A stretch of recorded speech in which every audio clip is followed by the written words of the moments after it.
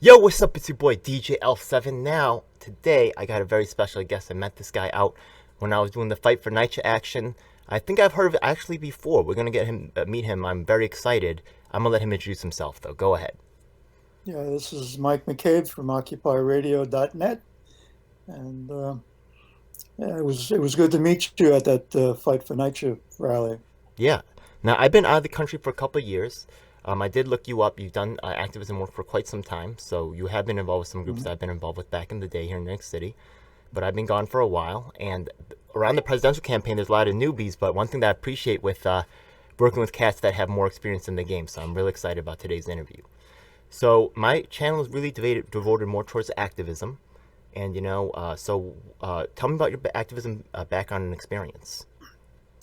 Well, my activism really didn't start until Bernie happened, and when Bernie came out, and we thought we had a candidate that was going to win and was going to follow the things that we wanted him to do. uh, we got out on the streets and began to get more involved in what was happening there. Wait a second, I Uh, have a question about that, okay? Because the thing mhm, is that Bernie really came out right, yeah, to the national stage in the 90s when he got into the House of Representatives. Then he kind of came out again in mhm, 2016. Also, I right. noticed the Occupy radio thing. Was the Occupy movement before Bernie Sanders in 2016 or after? I'm trying to think now. I think it was just about, no, it was before. So if it I was think it was before, before. right, like it seems like you might have been involved in some activism, the Occupy Yes, radio. some, So what? but Well, not as much, not as okay. much. My big thing is housing. The fact that there are 500,000 people at this point, maybe more, that are out on the streets, and rents are so damn high, people can't afford them. They're pushed out of neighborhoods that they grew up in. I mean, there has to be some movement to correct that. Okay, so And when you say your thing's housing, is that kind of how you got started in this whole kind of like activism space? Was that the yes, first thing? So tell me about that. How did you start in this whole thing? well, again, um, let me back up a little. I spent 40 years in publishing as a production director. And when I retired, I wanted to continue doing something. And that was an issue that I thought was important.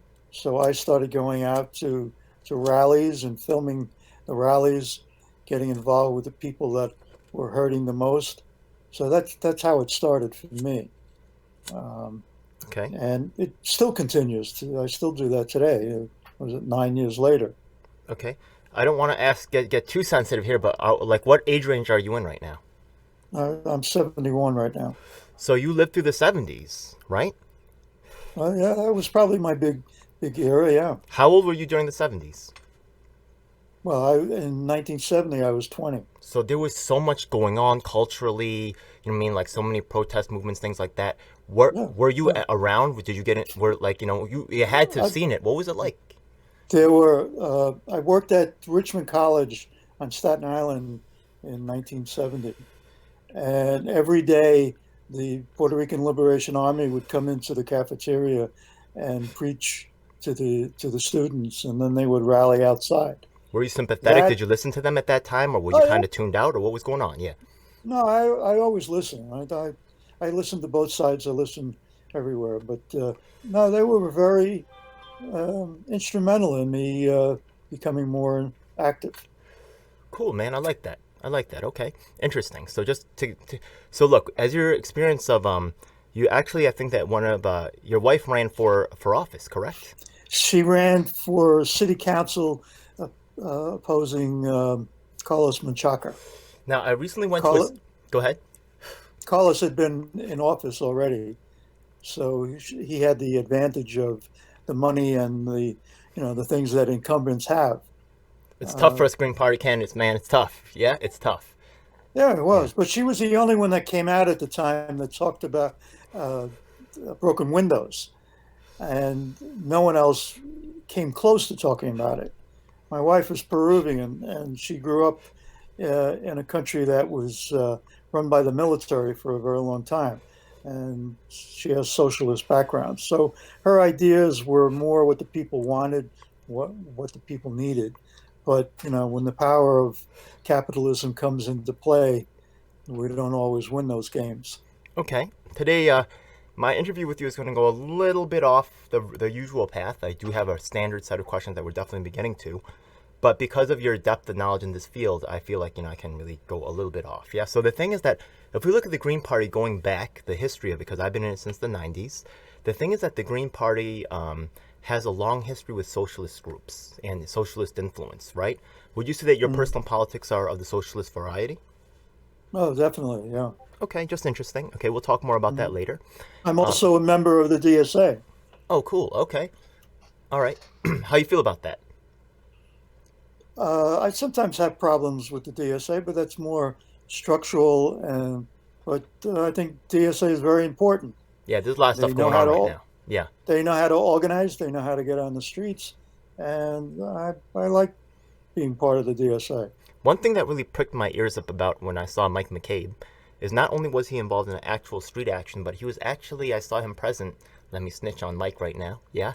He was present at the state meeting for the Green Party. That means you're getting involved in a way that a lot of people aren't. You know what I mean? You're kind of standing out with your willingness to participate, to volunteer, to do more, right? Yeah. What drives this commitment to, do more than maybe a lot of other people who aren't doing that? And respect to you for Well, that. Thank you. well, I have one of those things that's I'm the benefit of white privilege. Let's be honest. There are a lot of things that came my way that might not have come my way if I didn't have friends in the right places. Um, so I feel I need to pay some of that back. So that's where it really comes from. Appreciate that, man. I really do. Yeah, that's cool. All right, so let's take a look at with your history of being in the Green Party, things like that. You're doing stuff maybe state level right now. Um, what have you seen as the most effective things that activists have done? Well, in my opinion, activists have to be on the street. The community has to see you doing the same work that they do. You can't just go into a community and say this is what you should do. Okay. You need to be there to listen to the people. Some of my friends That's who are critical of DSA say that they're too concerned, unfortunately, with celebrities and pundits and say that they don't really see, even though they appreciate what AOC does for the DSA community and Cornell West, what they do for the DSA community, that they don't see them on the ground. They don't see them in the day-to-day meetings like ever, ever. You know what I mean? They say that this is distressing. Would you agree with that sentiment, or you feel like they have other things going on? It might even I be a distraction. Who knows? What do you think? Yeah, I think there are a lot of things going on because of my friends that are out on the street all the time. Uh, but the one thing that really gets me about the DSA is that there are not enough um, there are not enough black and brown people in DSA. Yeah, there are a few, but not enough, and we need to go out there and get more people involved. The same thing with the Green Party. What about We Asian need to go out. Americans? What about Asian Same Americans? thing. Very, very few of Same. us, right? That's right. We are Yeah. historically underrepresented in leadership positions despite our qualifications. Yeah? Yeah. But I work with NMAS quite a bit, I know and them. Yeah. NMAS has an enormous ability to get out on the streets, and I am really astounded at the dedication to the Asian community. When there is an issue, they all stand together. They're pretty Yeah, cool. it's They've been very around for a long time. Maybe 10 yeah years now, maybe. Yeah? yeah maybe longer. I think. Maybe longer. Uh, I'm an yeah, old guy. Wing Maybe 20 Wing years. Holy Lam. crap. I am so old. Oh my God. I'm 45. Maybe that's not that old to you, but I'm older Really, than you I don't look. look Yeah, I'm you 45. don't look 45. Yeah, yeah, yeah. I was I've running got around. kids older than you. I think Unmasked came around when I was in my 20s, so that would have been more than 20 years ago. God damn. Well, whatever. It's all good. I ain't mad at it. It feels like 10 years ago. I've been running around doing other things. I ain't touched base with them for a while. I need to get at them. It's love out, and I'm glad that you're working with them. I know them. They've been around for a long time. I know them too. Yeah? Yeah. Cool, man. Their big event this past week I filmed was the Ain't I a Woman and wage theft, Right. where people are working 24-hour shifts and only being paid for 13 hours. So you look at groups, Uh, right, and then other activists are watching this and say, how can I be effective? So you've watched all these different groups over time. You know what I mean? What do you see as the most effective things that activists can do? well, first of all, you have to go out and Street. understand what you are really passionate about. What would you do if you were affected by whatever that issue is? And then go out and find the groups that are dealing in those issues and try to join them. And then from there, you just grow, and pretty soon you might even have your own organization. Okay. Now, I believe that you represent the Green Party. How were decisions made in that organization? It's very democratic. We propose things and we discuss it for a while. But like any political organization, or even down to DSA, there are those that are more part of the group that have more to say, that have more experience. So a lot of people follow what leaders say. But everybody has a voice. Everybody has a chance to speak. So actually, I'm very glad. I actually use this policy as well as in terms of joining multiple organizations. So you get to see the way that DSA organizes and the way that the Green Party organizes, and there will maybe small differences or even like certain techniques that are used by one group versus the other. Are there any techniques that you think that Green Party maybe could be looking reviewing, or maybe should think about using, or maybe you've seen effectively used by other groups that that Green Party, maybe could develop? The Green Party right now is beginning to build on the party. We're going out and looking for people to join the party. We need numbers. DSA has numbers all over the place. I mean, there are mostly people your age and younger that are with DSA, and their numbers are incredible. We need to get some of those people, because all of those people can't be Democrats. We've got to get a lot of those people to join the Green Party. We are the most progressive party of the major parties in the country.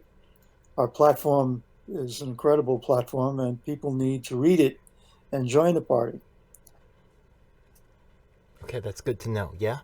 I'm sorry, I just have a lot of mixed feelings about this because, I know, like, the thing is that I was a socialist for a while, but I kind of fell out with socialism. So I will actually ask you, but socialism has many different forms and styles. You have Mhm. Marxists, you have Leninists, you have Trotskyists, Maoists now apparently, I mean, even Stalinists, I mean, what would, if you fit into a certain framework, which type of socialism would you say maybe because you're aware of the different ideologies that are out there, right? Mhm. Sure, sure. Which one would you maybe ascribe to?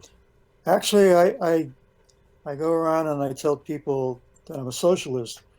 And Bakunin also said that to be a good anarchist, you had to be a good socialist. So my leanings are more anarchistic than what most people would say was socialistic. I follow Murray Bookchin and Kropotkin in their beliefs. I like that, So yeah, because the thing is that, right, anarchists can protect minority interests in ways that often socialism does not. And actually, I like the fact that you are looking at different like works and understanding, right? Like, I do believe that these different government styles can be different tools, but I don't think it's mhm. always right to use one tool for everything. So I think that people are just like socialism for everything. I'm not. I don't agree with that actually. Now, I tell people that I do not believe in statism, whether it's democracy or whether it's communism. Uh, the control needs to be in the community. Yep. And yeah, there has to be confederations built, but the Yeah. main things that are done in the community have to be decided and acted on by the community. And that's where my beliefs are. One thing I like about the Green Party that many people may not know actually watching this is, actually, I think the Libertarians come pretty close to this as well. I'm still learning more. But they do have kind of like a truly horizontal structure mode where each individual regional Green Party thing can kind of do their own thing. That's kind of cool to me. You know what I mean? That means that you can have, even if you don't necessarily line up 100% with your ideas with either Mike or myself, right? That doesn't mean that, you can't be a part of the Green Party. And I think that that might exist too much in some of these other, especially the Democrats. They seem to have a very top-down, pro-corporate, pro-war, agenda that you're not allowed to challenge. As long as you believe in the core of the Green Party, then no. everything else falls into place. Okay. So, Now you may have like you seem pretty well read. That's cool. Do you have anybody as in terms of like your activism that you look up to, or maybe like lays a blueprint, or maybe or you just think who is interesting? And what's the extent of that relationship that you have? Maybe a mentor, or maybe you consider maybe even a hero, right? Who in the space do you think, or do you look up to? well, uh, when I look at people like that, and you know him as well as I do, is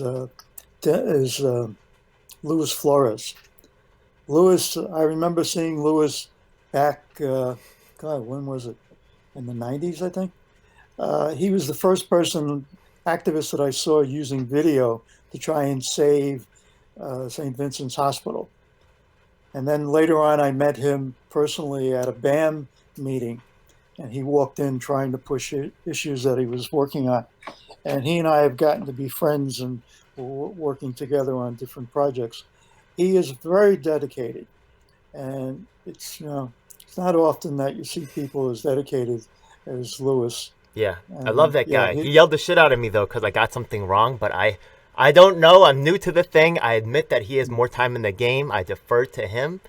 I probably screwed up, right? But that's okay. I love the guy too. So far, yeah, he was at me at the force to vote at the first. When it was time for me to call up and say, "Yo, who wants to go to AOC's office with me?" He was right there. So mhm, yeah, that guy's been kick ass.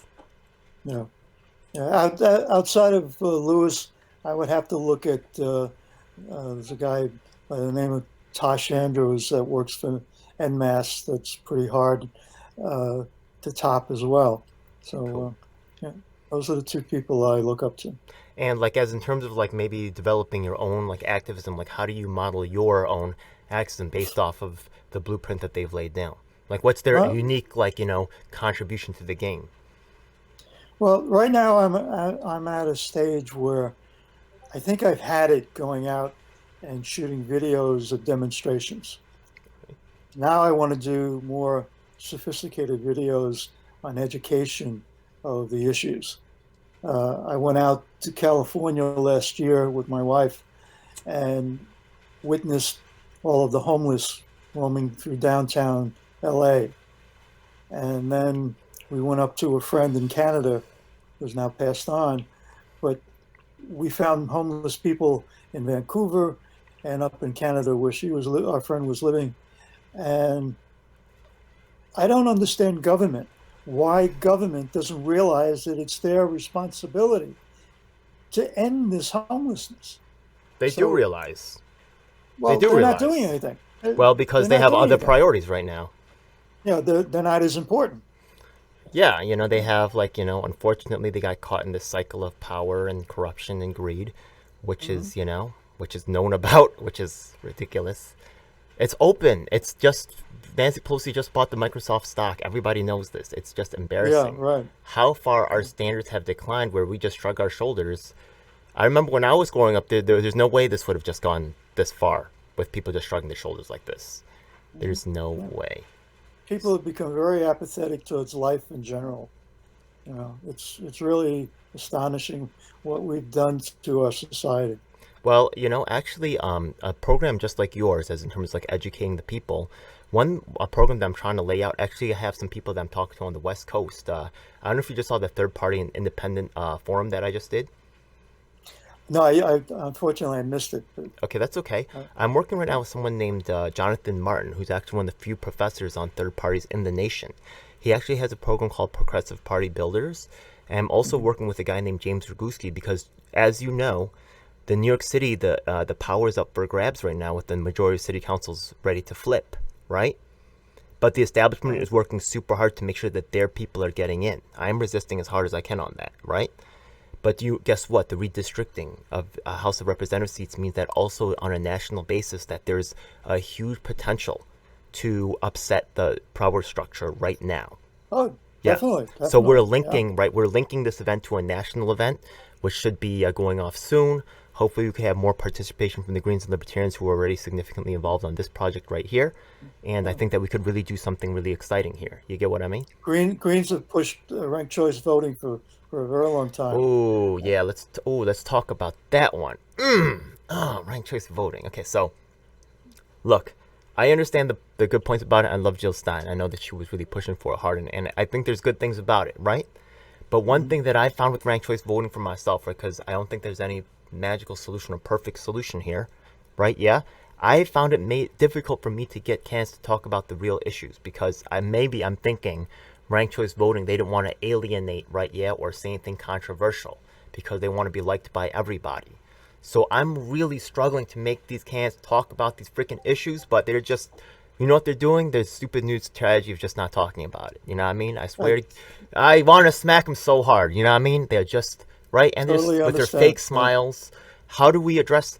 I think ranked choice voting. I agree with the fact that people want to make the argument, the fake argument, by the way, the fake ass argument that third parties like a vote for the Republicans. No, no. Okay, but that's their myth, right? Yeah. How can we address that myth while not hurting ourselves on being able to address the issues? Well, we have to stress to people that, first of all, it's important for you to understand the candidates and look honestly at the candidates that you feel match your match your what's the word I'm looking for? Match your policies And your values. and your values, and then vote honestly on that person, regardless of what party they're in or anything. Just go out and be honest with yourself. Don't look at the polls. Just go out and vote for the people in the order that you see them. Okay. And if people are more honest that way, then there are lots of people that I came across in this last presidential election. Yeah, we love Howie and all that, but we don't want Trump to come back. Well, I, I I've had more arguments with my friends over that. I just don't buy that. All right. And the local races that are coming up, do you have any candidates that are interesting to you? Like you don't even have to like them or endorse them, right? It's probably too early for that, but do you have anybody that's interesting or concerning? Yeah. Well, we have Rodrigo Camamera, who's running here in District 38. He's running for city council. Uh, my wife is campaigning with him. I'm Okay. trying not to because I do what you do, and I don't want to be seen pushing too many people. Well, Then at least there's we Rick might know Atchel. that he's probably sensitive to housing issues. Then this candidate that you talked Oh, about. definitely, definitely, That's yeah, cool. Okay. yeah. Then there's Rick Atchel, who's in District 37, who's running, and then Lena Melines, who's running in up near Inwood. Uh, who was the others? Marnie Halassa, who's running in Corey Johnson's area. There are people throughout the city that are friends and Let's who talk are about the running candidates in. that people know, right? Let's talk about the mayoral race. Are there any candidates that you think are more appealing, less appealing? Um, To be honest, I haven't got a clue. If I had to choose the candidates that are running now, I don't have a clue. I initially thought that Yang would be the person, but when he got together with Margaret Chin and started talking about putting casinos on Governor's Island, I kicked that down the road. yeah. You Well, Allie so Ryan's I, actually doing a lot of work on that. She's pretty interesting. I don't know if you heard of her, but she's pretty cool. Yeah, I think you'll like her. all Yeah. right, I'll take a look. All I'll right. take a look. Cool. So that's good to know, man. I also have my doubts about Andrew Yang. A lot of people that are in my corner are saying that Diane Morales is what they like. I also have questions about her as well. There's a lot of criticisms of Maya Wiley, and from people that I've been paying attention to. Mhm. And that's just really there's a lot of independents that are running too that are like this Ray McGuire. You heard about that guy? Yes, He yeah. just got endorsed by like Nas and Jay-Z. I think that's pretty big. He seems to have some money for. I've seen advertisements on TV and online. I, I, I look at Jay-Z as just another capitalist. I get that. I Uh, get that. Yeah. those days of living in Bedford-Stuyvesant are over to him. But as in terms of a Um, chance to win, right? Yeah, Ray McGuire might be like a contender. What do you but think? but that's not how I look at elections. I look at who I want to vote for because he has my policies and values. I like that. Um, and I don't see any of them really. Yeah. I don't know Ray's So, values yet. I'm still like learning, right? all of a sudden, like, what? You know what I mean? Like, I've heard the name before, but I never really paid attention to him on a. Well, he comes from where? Citibank, I think. Yeah, it's not a good So sign. It's not a good sign at no, all. Yeah, I it's agree. not a good I sign. No, agree. no. I agree. It's real troubling. Yeah, but I still want to see what's going on there. Yeah, I don't know yet. Exactly, I don't know yet. So we're gonna see. We still don't know what independence might come out. I mean, this week is petitioning for independence, so Okay. we'll What's it? see. Okay, right now, like you can see that like the country's kind of a mess. It's in a very broad spectrum. Yeah. What's your take on the current situation? The current situation is we got to get past this pandemic, and then we have to find ways of building jobs. I mean, a lot of these people that I talk about that are homeless have lost their jobs, and they can't find adequate jobs to pay their rent. Uh, there are three things that I think have to go on. The federal government has to go get together with the states and do something about the mental health issues. The federal government gave up on that years ago, and there are more and more people on the streets because of that. You know, People, I'm gonna okay, get more into it with you than with other people because I feel like you're more qualified to have a discussion. But I'm really quite uncomfortable with that solution. Being from the streets, you know what I mean.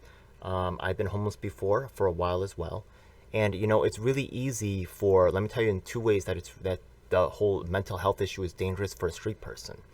First of all, right, once someone gets to call you saying, right, I don't have any mental issues, I'm telling you this is a real problem. No, you have mm, mental issues. We don't need to listen to you. You're crazy. We're not listening to you. Yeah? No, I'm not fucking crazy. Fuck your doctor. You know what I mean? What you're doing right here is criminal. Stop this shit. You know what I mean? Nah, the doctor says everything's, says you're crazy. Shut the fuck up. You know what I mean? That's big issue right there. You know what I mean? And then, right, the thing is that if it, like the mental, like, wellness thing, a lot of times your suffering is because of your mental issue, not because of the unfair conditions. That's honestly what I see weaponized as a lot. So mm, if they really want to take care of people, you know what I mean, like address like the overall conditions, but to tell me that I have a mental issue, right? That's especially when I'm homeless, like all my alarm bells go off. They're trying to enroll me in a program. Someone's gonna make some money off me. I'm gonna have to attend some bullshit fucking classes. You know what I mean? And that's yeah, definitely serious. yeah, Yeah. and then right, I've literally had in my activist work, yeah, like when I took on the school Hunter College, where the administrators are still right. I showed because of their public. I'll send you the video link. Because they're a public institution, their books are available, and I showed administrators going on trips to a ski park and a water fucking park and having their cell Mm, phones paid for. They did not get fired. They did not get. There was nobody who got arrested. Nobody went to jail. Nobody even lost their job. They still work there to this day. Meanwhile, to me, they threatened my academic career. They said that unless I now these administrators, right, that never had any training said that I would not be allowed back into school until I was saw a. They told me to see a psychiatrist. They said that I had to read documents saying I was leaving due to mental issues. But clearly, I already had established right, and I talked to a lawyer and he said that I could record the fucking meeting, so I fucking did that. You know what I mean? So they said the mental issues right there. Then they said they're not qualified. They said that I had to be on a course requiring medication. Otherwise, I would not be allowed back. They're not even. yeah. These doctors who created the opioid epidemic, are you fucking kidding me? Yeah, so that's Mm, why I'm real skeptical about the mental health issue. Because I feel like right. it's But often you weaponized realize, against people like me. yeah, but you do realize that many of the people do have I mental do illness I realize issues, that too. Yeah. whether it came from something before or after. So that's an issue. I've interviewed people that work for shelters, and they've talked about the three main issues that have people in their shelters: mental illness, drug addiction, and unable to get adequate work. Yeah. Those are the three issues that they keep talking about. And we need to figure out how to correct that. Jobs is the most important to get people back working, to get our economy working, to stop paying those goddamn defense bills and reduce that. We don't need to have a $700 or $800 billion I'm with defense you. I'm bill. with you. Also, but another thing is that when you get a job, right? If you've had a mental issue on your record, it could be problematic. It can be Yes, disqualifying. You get what I right. mean? So I would be very careful about the whole mental health thing because, of course, any doctor wants to label you as having mental health issues so they can start to collect their money. You get what I mean? I, I Yeah. remember coming back from a Bernie rally way back when with my youngest daughter, Yeah. and we got into a conversation with this man on the train, and he turned out to be a There. psychiatrist, Oh yeah. and Okay. we got into that issue, and he was fed up with it because he said there were too many doctors out there following a checklist instead of treating people on a one-to-one basis. That's exactly And what. I Yeah. That's what the industry that's wants. The industry right, wants exactly. like a factory. They want certain right. Yeah. They want predictable things. They want a That's right. checkbox. That's because people who are not health professionals are designing health programs for profitable reasons. This is also happening in our, unfortunately, in our. That's why actually, in I think next Monday, not this Monday, but next Monday, I'm trying to get Serpico in there. I'm trying to get. I don't know if you heard of a guy named what is it? Ed, Ed, Edward Frederick Edmonds or something like that. He's the guy who called out the police department for racist quotas.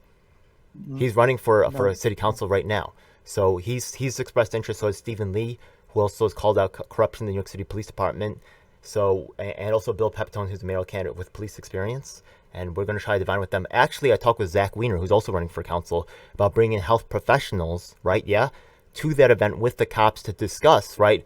Yeah, you guys want to like see these people? Let's talk about, you know what I mean? Right? Someone's crazy in the train, straight crazy. Maybe they don't have a knife.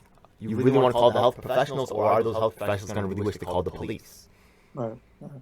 You know what I mean? Yeah, it's a an awkward position. And you know, I made a comment to someone yesterday about Yeah. gun control, and my feeling was you need to take the guns away from the cops first because they're killing too many people that shouldn't be killed. Uh, but in this country, there are bad people, so I wouldn't push that issue too much. But I feel it quite often that they don't deserve to have the guns. You know? Yeah. You know what might also be interesting? The there's an idea of chipping the guns, right, so that they can be turned off. So like let's suppose that the gun leaves the officer's hand. You know what I mean? And someone else Mhm. gets the gun. They could turn it off. The gun. Yeah, You know what I mean? right. That's it. So there's all kinds of interesting proposals out there. That's cool, man. But we're gonna try to make that happen maybe next Monday. So hopefully, get tweet out there to Serpico. Please get him on board. He's already talking with us, but I hear that he's kind of old school. Doesn't really have like a. I hear he just got a phone, so maybe he could Yeah, still get he on us on lives the out in phone. the middle. Yeah, he lives out in the middle of the woods. So yeah, I get that because what happens is that right after you become famous, right, you want to turn it off, right? It's hard to turn off being famous. So, and plus there's probably a lot of assholes trying to get at him because, when you fight corruption, when you start to really change things, people get pissed off because there's a lot at stake, millions of dollars at stake. Yeah. one of my cousins was actually it was my mother's cousin, was a police lieutenant, and we always looked up to this guy. He was a big guy. He had to duck under doorways to come in to our apartment. Uh, so because of him, I wanted to be a cop when I was a kid. So in the early '70s, I took the test to be a cop, and I was on the list. And it was around the time that Serpico movie had come out, and I began to pay more attention to it. Fortunately, the city went bankrupt, so they killed the list I was on. But after watching Serpico, I knew it was not something that I wanted to do. Yeah. I might not have had the guts that he had, but I couldn't have stayed very long. It's what it is, man. It is what it is. So, Yeah. hey, I think real cool. The Occupy Radio thing, I'm trying to do a similar type thing with this, whole YouTube show, whatever. Yeah. And I'm also on other channels as well, by the way. DJL7.com coming soon. I want you to share your social media. Like, how you put out content regularly. How can people find out about your stuff? Well, been kind of lax for a while. I'm trying to put out at least one show a week. The pandemic kind of slowed me down. At my age, I didn't want to run into too many people. So I slowed down. And now I'm just, like I said before, I'm trying to figure out what it is that I really want to continue doing. And, I'll probably always do rallies, but I want to do something more important. Uh, I've got this radio program, but I need to do some more shows. I had the problem with having an online radio show. You've got people that say, "Yeah, I want to do a show," and they'll do one or two shows and then they're gone. So You know what I could I use have help to. with actually? There's a plan that I have now where I'm trying to interview every candidate running for office, but there's hundreds of them. I don't know if I'm going to get to Mhm. them all in time. I asked them all a certain set number of questions that I have agreements with from other political organizations, such as number one, do you support freeing Assange? If I could get more than 50% of the elected officials before they win their race to actually agree to support Assange, I could say New York City technically supports Assange and make other arguments for Mhm. that. I also asked about UBI. I also ask about the disabled, about minimum wage for disabled, and I also ask about trans issues. Those are the four I've been asking on, but I could add to that list, right? So I think it's also a good way for me to also know, right, between the different groups. If someone is interested in one topic, right, I immediately know when talking to the candidate. I say, yo, there's this candidate that I know who's working on a similar issue. Bam, let's go. You know what I mean? Mhm. So it actually makes a lot of things available, and I would, Well, if you want yeah. to, you want to put your show out, you can run it on my station. I'd be happy to Oh run yeah, that. let's also team up together. If you do some interviews of candidates, it's good for your show as well, and we can Right. pool together to have as comprehensive and cover as many candidates as possible. Yeah, Sounds good. Sounds good. you're the man. I love it. Yeah. By the way, I'm also working with another group called Justice News Network out in where is it, Seattle, and also Mhm. I have people in LA as well, and I have someone in Chicago as well. What's up, Ali? You're gonna probably see her co-hosting that police reform event.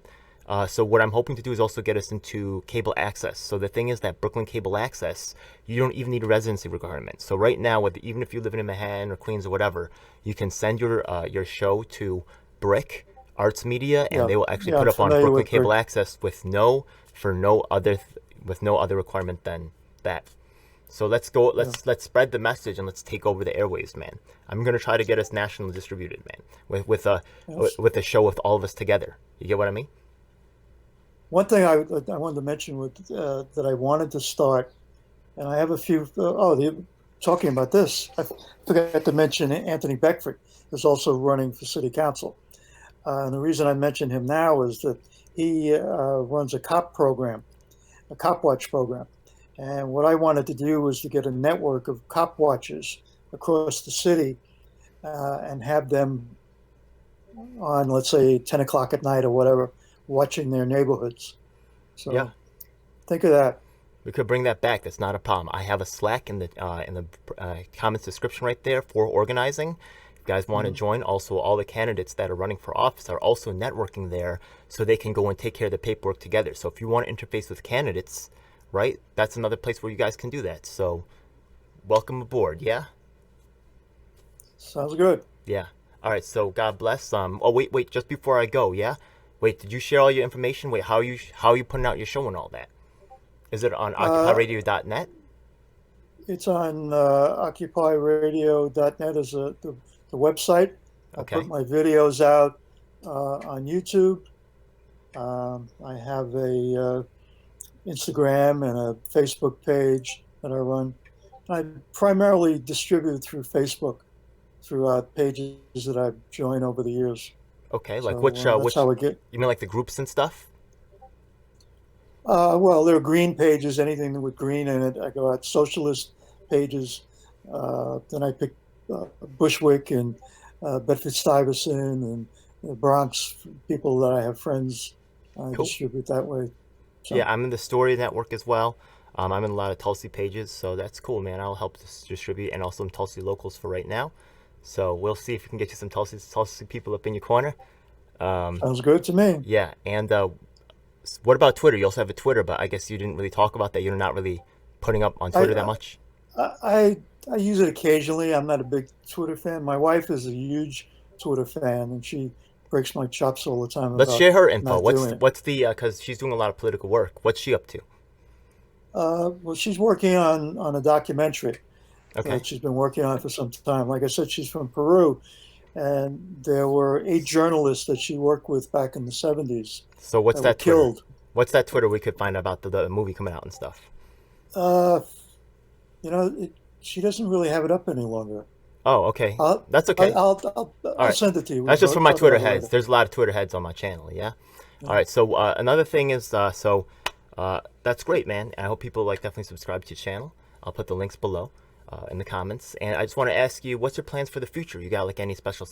I know we're working on this candidate thing. You got any other series coming out or points of interest that you're going to be working on?